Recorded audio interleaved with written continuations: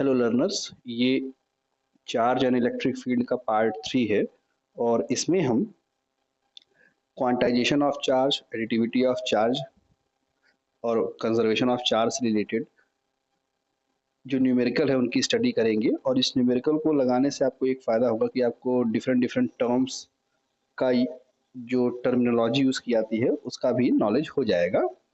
तो चलिए हम कुछ न्यूमेरिकल्स देख लेते हैं। तो पहले तो कुछ बेसिक न्यूमेरिकल आपके सामने लिखे हैं, पहले मैं उसको ट्राई करता हूँ और आप भी मेरे साथ ट्राई कीजिए, ज़्यादा बेटर ऑप्शन होगा। देखिए इसमें क्वेश्चन नंबर दिया है कि is under root two into ten power minus 19 coulomb possible on a charge. ठीक है, तो कह रहा है कि क्या किसी चार्ज पर इतना अमाउंट ऑफ चार्ज, किसी बॉडी पर क्या इतना अमाउंट ऑफ चार्ज पॉसिबल हो सकता है। तो अगर आप सोच पाइए तो मैंने हमेशा बताया है कि क्वांटाइजेशन ऑफ चार्ज कहता है कि चार्ज हमेशा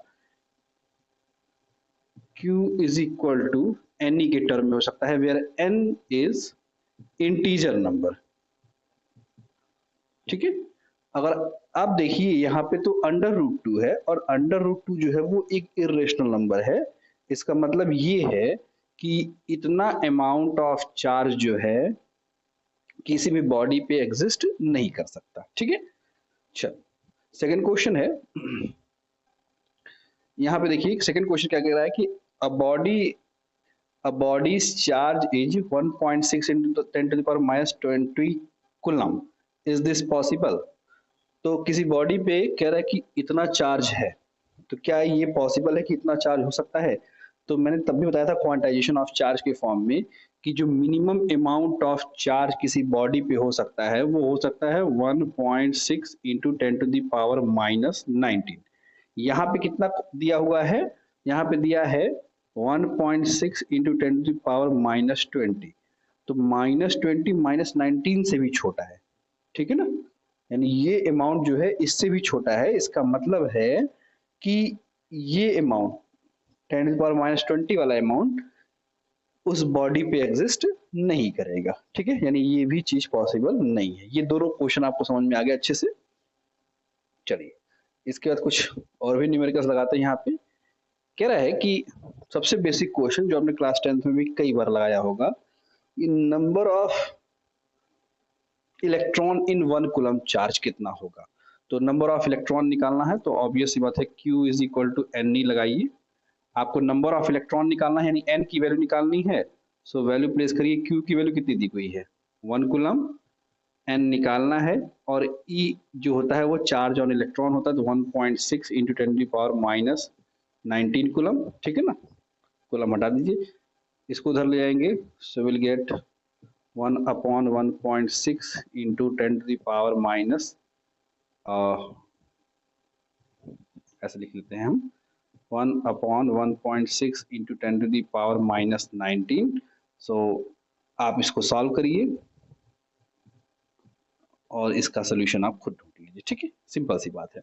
नाउ अब मैं इसके सोल्यूशन में नहीं जाऊंगा, आप इसको चाहे तो खुद ही कर सकते हैं। चलिए नेक्स्ट क्वेश्चन है, कह रहा है अमाउंट ऑफ चार्ज कैलकुलेट करिए इन 1 मोल। ठीक है, तो 1 मोल ऑफ इलेक्ट्रॉन में किसी बॉडी पे अगर 1 मोल ऑफ इलेक्ट्रॉन अगर हैं, ठीक है, तो कहा तो पूछा जा रहा है कि उस पर कितना चार्ज होगा। तो कैसे निकालेंगे, तो सबसे पहले हमको ये निकालना होगा कि 1 मोल में कितना इलेक्ट्रॉन होता है। तो अभी सी बात है, आपको रटा होगा ये चीज कि 1 मोल जो होता है वो एक एक एक, एक स्पेसिफिक नंबर होता है 6.02 इंटू 10 टू दी पावर 23। ठीक है, आपको याद होगा 1 मोल। ऑब्वियस सी बात है, हमको चार्ज निकालना है तो चार्ज की वैल्यू होती है Q is equal to n e. ठीक है, एन जो है वो 1 मोल इलेक्ट्रॉन को ही रिप्रेजेंट कर रहा है, नंबर ऑफ इलेक्ट्रॉन। और आप जानते हैं कि एन जो है यहाँ पे इंटीजर है, यहाँ पे देखिए फ्रैक्शन फॉर्म में नंबर लिखा हो 0.6.02। तो हम यहाँ पे कौन सी वैल्यू लेंगे, यहाँ पे लेंगे 6 इंटू टेन टू पावर 23। तो हो जाएगा एन की value 6 into ten to the power 23 into E पे चार्ज यानी कि 1.6 into ten to the power minus 19 coulomb with minus sign. आप मल्टीप्लाई करिए तो आपको Q की वैल्यू मिल जाएगी। ठीक है, बहुत इजी क्वेश्चन है। नेक्स्ट पार्ट पे आते हैं। देखिए लिखा है, सेम ही क्वेश्चन है, if Avogadro number Na is this one, ठीक है, then calculate charge of one Faraday number. ये थोड़ा सा कंफ्यूजिंग पार्ट है, बस ये नाम से कंफ्यूजिंग लग रहा है। देखिए अवोगाद्रो नंबर और वन मोल सेम ही अमाउंट को रिप्रेजेंट करते हैं, ठीक है, और वन फैराडे नंबर भी एक्चुअल में इसी को रिप्रेजेंट करता है। One Faraday number, one Faraday number कुछ और नहीं है, इसी अमाउंट को ही रिप्रेजेंट करता है। तो आप सिंपली कह सकते हैं कि चार्ज हमको निकालना है, सिंपल से हम क्या कह सकते हैं, वही अभी मैंने जो लिया Q is equal to n e. तो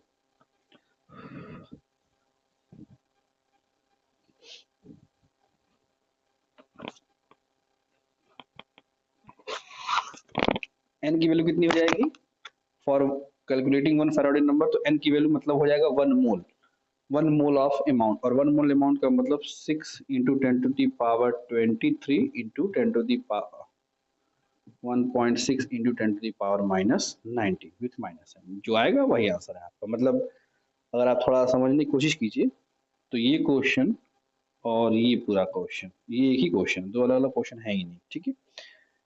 नेक्स्ट पे आते हैं, if specific charge this one kilogram coulomb per kilogram, तब आपको मास कैलकुलेट करना है, ठीक है। तो स्पेसिफिक चार्ज का फॉर्मूला क्या होता है, स्पेसिफिक चार्ज जो होता है वो आपका चार्ज पर मास होता है, ठीक है। किसका निकालना है, तो इलेक्ट्रॉन के लिए निकालना है। तो यहाँ पे चार्ज की वैल्यू कितनी हो जाएगी, जो चार्ज ऑन इलेक्ट्रॉन होगा वो होगा, और मास, मास आपको निकालना है तो वो m हो जाएगा। स्पेसिफिक मास कितना दिया है, 1.76 इंटू 10⁻11। बस यहाँ से आप m की वैल्यू कैलकुलेट कर लेंगे तो कितना आ जाएगा आपका, ई इलेक्ट्रॉन पे चार्ज यानी -1.6 इंटू 10⁻⁻19, और ये इधर आ जाएगा तो अपॉन 1.76 इंटू 10⁻11, जो आएगा वही आपका आंसर होगा, ठीक है। क्योंकि मास है तो यहाँ पे निगेटिव हो या ना हो कोई फर्क नहीं पड़ता, क्योंकि मास निगेटिव नहीं होता है, ठीक है। Okay next question. देखिए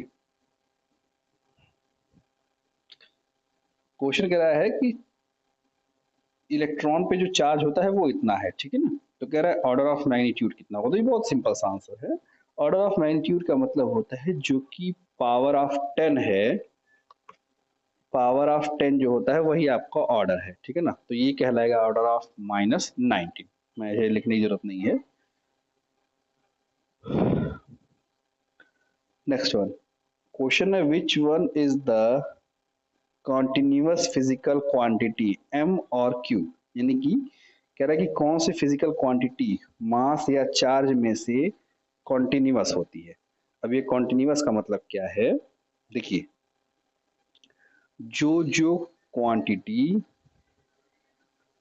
क्वांटाइज्ड होती हैं वो डिस्क्रीट होती हैं, और जो जो क्वांटिटी क्वांटाइज्ड नहीं होती हैं वो कॉन्टिन्यूअस होती हैं, ठीक है।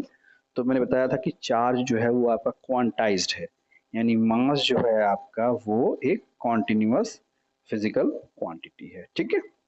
चलिए नेक्स्ट क्वेश्चन पे आते हैं।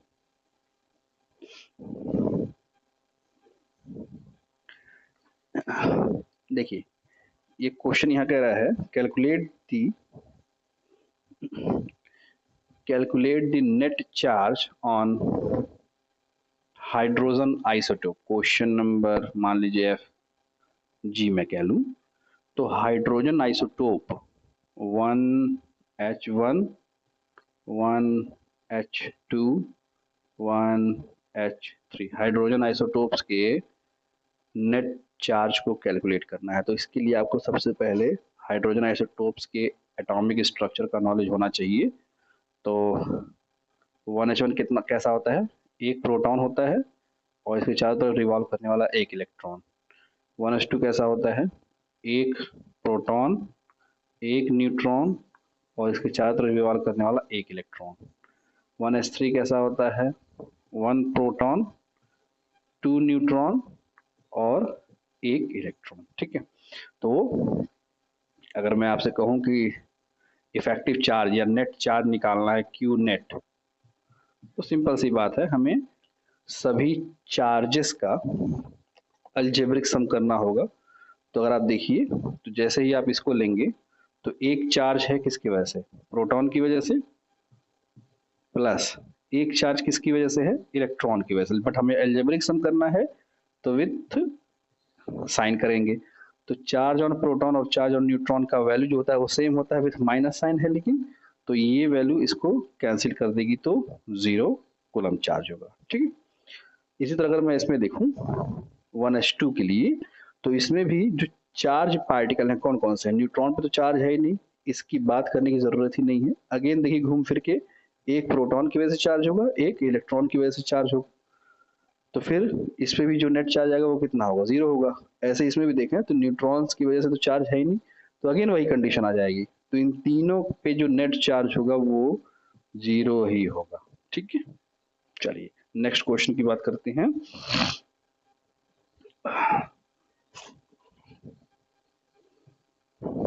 बहुत गर्मी है आज।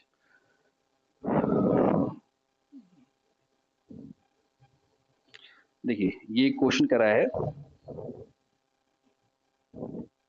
कि एक बॉडी पर, कोई एक बॉडी है, उस बॉडी पे कुछ अमाउंट ऑफ चार्ज, वो वैल्यू कितनी है, -1.92 इंटू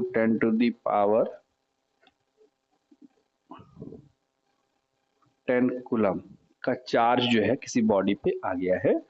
तो पूछ रहा है कि नंबर ऑफ इलेक्ट्रॉन्स कितने बढ़ गए, या ऐसे समझा दूं मैं कि एक बॉडी है जिसपे इलेक्ट्रॉन आए हैं, कुछ इलेक्ट्रॉन्स आए हुए हैं जिनकी वजह से उस बॉडी पे जो चार्ज है वो इतना हो गया। तो पूछ रहा है कि वो नंबर ऑफ इलेक्ट्रॉन या कितने इलेक्ट्रॉन्स आए हैं। बहुत इजी क्वेश्चन है, आप चाहे तो लगा सकते हो। So you will get Q is equal to N ही लगाएंगे, एन ही तो सॉल्व करना है। एन की वैल्यू, क्यू की वैल्यू कितनी है, -1.92 इंटू 10⁻10। यहाँ से अगर आपको एन निकालना है तो आप एन को एज इट इज रहने दीजिए, आप डिवाइड कर दीजिए चार्ज और इलेक्ट्रॉन से, जो हो जाएगा -1.6 इंटू 10⁻19। सॉल्व कर जाइए, आंसर आ जाएगा आपका। ठीक है, चलिए नेक्स्ट क्वेश्चन क्या कह रहे हैं, कह रहा है कि एक ड्रॉप है, सेम ऐसा ही क्वेश्चन आप शायद लगा सकते हैं। एक वाटर ड्रॉप है, इस वाटर ड्रॉप पर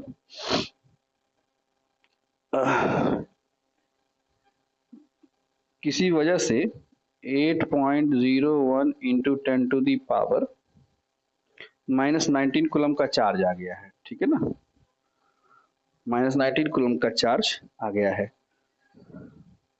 तो ये पूछ रहा है कि इस बॉडी पे या इस ड्रॉप पर कितना अमाउंट में या कितना नंबर ऑफ इलेक्ट्रॉन आया है या गया है। ठीक है, तो वही सी बात है, सिंपल सी बात। तो Q is equal to N ही लगाइए, यहाँ से एन ही कैलकुलेट करना, ऑब्वियस सी बात है। आप चाहें तो लगा सकते हैं, ये सब बहुत छोटे छोटे क्वेश्चन हैं, कोई बहुत बड़ी बात नहीं है। चलिए एक क्वेश्चन और है, कह रहा है कि कॉपर प्लेट है, एक कॉपर प्लेट है जिसका मास है, कॉपर प्लेट का जो मास है वो 1 ग्राम है। ठीक है, 1 ग्राम का एक कॉपर प्लेट है। ठीक है, और इस पर जो है 3 इलेक्ट्रॉन जो है वो इंटर कर गए।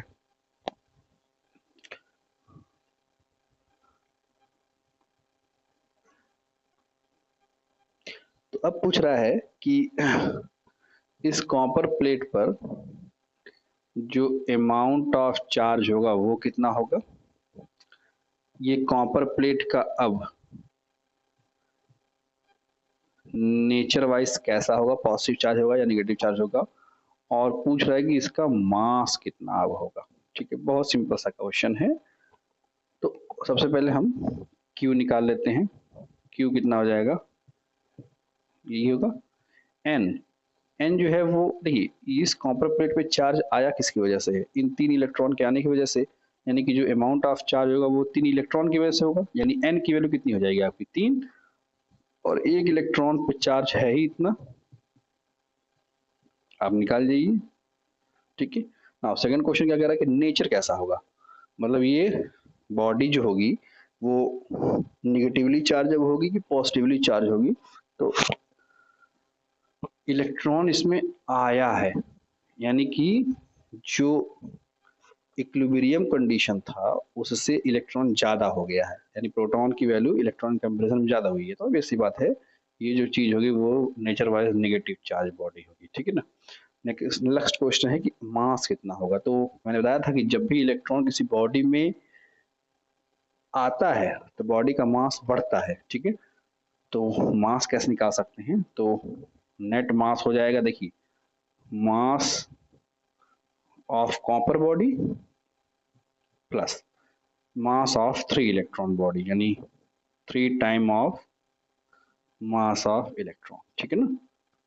तो मास ऑफ कॉपर कितना है 1 ग्राम, या 1 × 10⁻³ kilogram plus 3 into mass of electron, आप वैल्यू रखिए और यहाँ से आप वैल्यू को निकाल लीजिए। दैट्स ऑल, सिंपल सा क्वेश्चन। ठीक है। चलिए देखिए नेक्स्ट क्वेश्चन क्या कह रहा है। एक क्वेश्चन है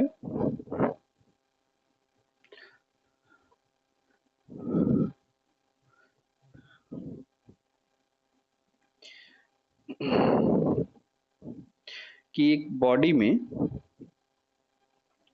हर एक सेकेंड, एक बॉडी है,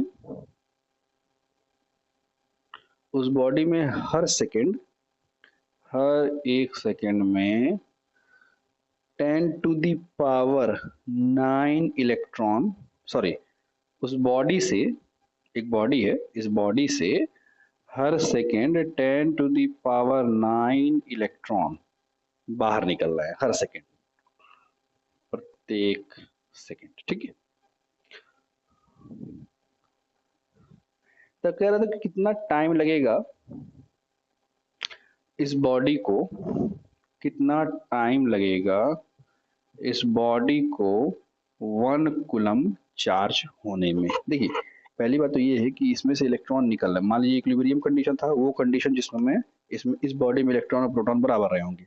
तो इलेक्ट्रॉन अगर निकल रहा है तो ऑब्वियस बात है इलेक्ट्रॉन की वैल्यू कम हो रही है, नंबर ऑफ इलेक्ट्रॉन कम हो रहा है और प्रोटॉन बढ़ रहा है। तो ये चार्ज तो होगा, पॉजिटिवली चार्ज होगा।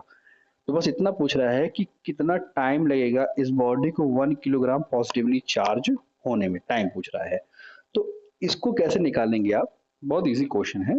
सबसे पहले आप ये निकाल लीजिए कि ये एक सेकेंड में कितना चार्ज हो रहा है, कितना अमाउंट ऑफ चार्ज इस पे आ रहा है। तो कैसे निकालेंगे, देखिए एक सेकेंड में इतना इलेक्ट्रॉन निकल रहा है तो हम चार्ज निकाल लें फॉर 1 सेकेंड। ठीक है। नंबर ऑफ इलेक्ट्रॉन कितना है, तो 10⁻⁹ इंटू एक इलेक्ट्रॉन पे चार्ज कितना होता है 1.6 इंटू 10⁻⁻19 कूलम।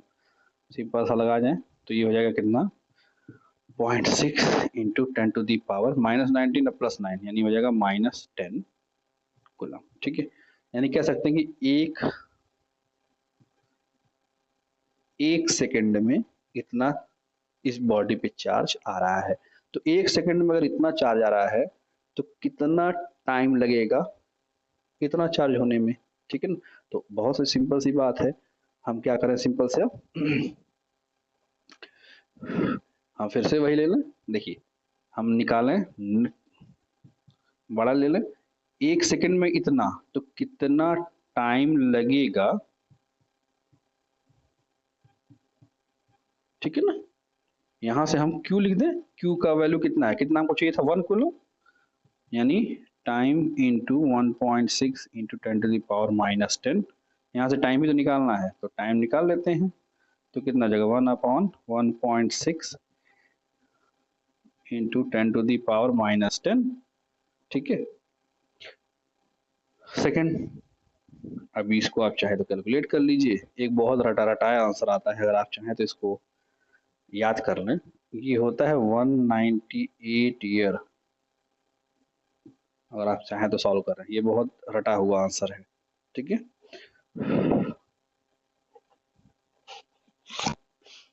चलिए एक क्वेश्चन और लगाते हैं, आई होप कि आपको ये सब समझ में आ ही रहा होगा अच्छे से, बहुत इजी इजी क्वेश्चन है। अब एक क्वेश्चन मैं आपको होमवर्क के लिए दे रहा हूँ, कह रहा है सेम ऐसे एक क्वेश्चन है कि एक बॉडी है जिसका मास जो दिया है वो 1 किलोग्राम दिया है, ठीक है ना। ये 1 किलोग्राम बॉडी है, 1 किलोग्राम मास की बॉडी है। कह रहा है कि इसमें पहले सेकंड में, फर्स्ट सेकंड में कितना 2 इंटू 10⁴ इलेक्ट्रॉन बाहर निकल जा रहा है पहले सेकंड में, ठीक है। और दूसरे सेकंड में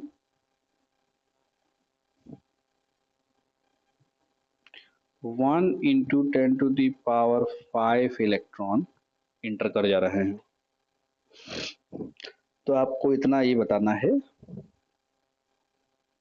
कि 1 घंटे के बाद, आफ्टर 1 आवर, इस बॉडी का नेचर कैसा होगा, पॉजिटिव या फिर निगेटिव चार्ज, ठीक है, ये बताना है आपको। दूसरा चीज कि एग्जैक्टली 1 घंटे के बाद जो इस पे चार्ज होगा वो कितना होगा। और तीसरा अगर मैं पूछूं तो आप मुझे ये बताइएगा कि जो नंबर ऑफ इलेक्ट्रॉन या कम हुए हुए इलेक्ट्रॉन की जो वैल्यू है वो कितनी होगी। या हो सकता है भाई, या तो इलेक्ट्रॉन इसमें बढ़ गया हो 1 घंटे के बाद, या इलेक्ट्रॉन की डिफिशियंसी हो गई हो। तो जो भी हुआ हो वो मुझे आप बताइए, ठीक है। तो ये मैं आपको एक होमवर्क में क्वेश्चन दे रहा हूँ। सो आई होप कि आपको न्यूमेरिकल्स, क्वांटाइजेशन और चार्ज से रिलेटेड अच्छे लगे होंगे। इसके बाद हम अब फिजिक्स का चार्ज से होने वाली जो फिनोमिना है, जैसे मैंने बताया था कि चार्ज के थ्रू जो फिनोमिना होती है उसको हम इलेक्ट्रिसिटी बोलते हैं। और इलेक्ट्रिसिटी की दो स्पेशल फिनोमिना है, एक तो इलेक्ट्रोस्टैटिक्स और एक इलेक्ट्रोडायनेमिक्स। तो अब हम कल से इलेक्ट्रोस्टैटिक्स के बारे में डिटेल स्टडी करेंगे। तो आपकी राय मायने रखती है। आप चाहें तो मेरे इस व्हाट्सएप नंबर से जुड़ सकते हैं, जिसपे हम फिजिक्स, मैथ, क्लास 12th से रिलेटेड जो भी टॉपिक्स हैं उसके बारे में डिस्कशन करेंगे। और लाइव वीडियो का जो लिंक है मैं इसी पे सेंड कर दूंगा, तो ज़्यादा आपके लिए बढ़िया होगा, ठीक है। धन्यवाद।